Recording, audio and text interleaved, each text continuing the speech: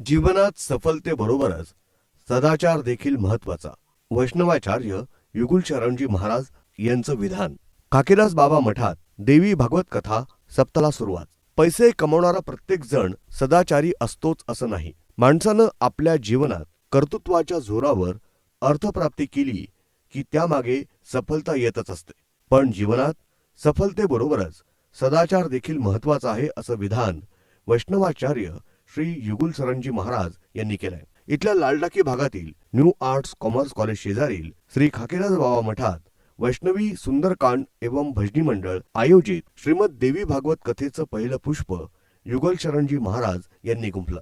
त्यावेळी ते बोलत होते. ते पुढे म्हणाले की टाटा बिर्ला परिवारानं पैसा कमावून जीवनात सफलता मिळवली, सोबत सदाचार देखील साधला. अनेक राज्यात त्यांच्या यशस्वी उद्योगांसोबत त्यांनी मंदिरं देखील उभारली. बिर्ला मंदिर किती भव्य दिव्य आणि सुंदर असतात. त्यांचा हा सदाचार त्यांना उत्कर्ष प्राप्त करून देतो. त्यांनी हाती घेतलेलं प्रत्येक कार्य सिद्धीस जातं. वैष्णवी भजनी मंडळानं आयोजित केलेले देवी भागवत निश्चित फलदायी ठरेल, कारण देवीची आराधना म्हणजे भक्ती आणि शक्तीचं एकरूपत्व आहे. श्रीमद भागवत कथा, श्रीराम कथा सर्वच ठिकाणी सहजपणे आयोजित केले जाते. मात्र देवी भागवत क्वचितच होतं. ज्या घरात देवी मातेची पूजा होते ते साक्षात वैष्णवधाम होऊन जातं. या देवी भगवती कथेला उपस्थित आपण मातेच्या दर्शनासाठी गेलो नाही, तर माता स्वतः आपल्याला दर्शन देण्यासाठी आली आहे. साक्षात ग्रंथाच्या रूपानं देवी माता या ठिकाणी विराजित झाली आहे असं ते म्हणाले. दिनांक 10 फेब्रुवारी ते 18 फेब्रुवारी या कालावधीत दररोज दुपारी 2 ते 6 या वेळेत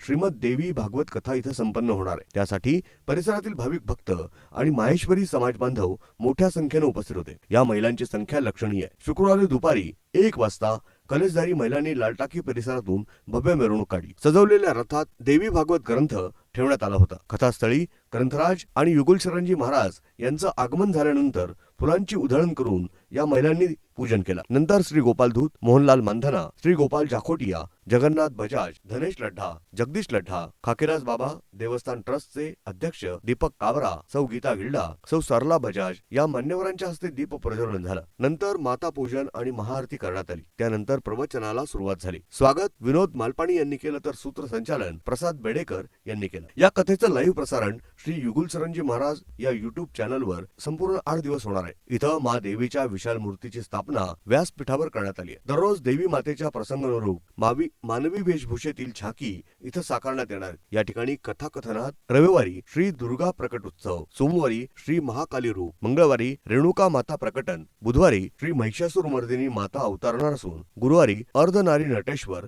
माता कथा, शुक्रवारी श्री तुळजाभवानी माता आणि शनिवारी शेरावली माता दरबार कथा युगुल शरणजी महाराज सांगणार आहेत. याच दिवशी म्हणजे 17 रोजी सायंकाळी 7 वाजता या ठिकाणी संपन्न होणाऱ्या नवचंडी यागाला पूर्णाहुती देण्यात येणार आहे. रविवारी सकाळी 10 वाजता कथा समाप्ती आणि महाप्रसाद वाटप होईल. या कार्यक्रमाचा लाभ सर्व भक्तांनी घ्यावा असं आवाहन श्री वैष्णवी सुंदरकांड एवं भजनी मंडळाच्या अध्यक्षा सौ सरला बजाज आणि ज्योत्सना मालपाणी यांनी केलंय. श्रीमद देवी भागवत कथा यशस्वीतेसाठी सौ शोभा लड्ढा, कुंदा कांगला, शारदा गिल्डा, अर्चना लड्ढा, मंगल विहाणी, सुनीता लड्ढा, लीला लड्ढा, शारदा लड्ढा, मंगल गट्टाणी, मंगला झवर, किरण बिहाणी, भारती उपाध्ये, वीणा डाबसे, सरस्वती झंवर, पार्वती दरक, विमल झंवर, उषा खंडेलवाल, प्रेमलता खटोड आदी प्रयत्नशील आहेत.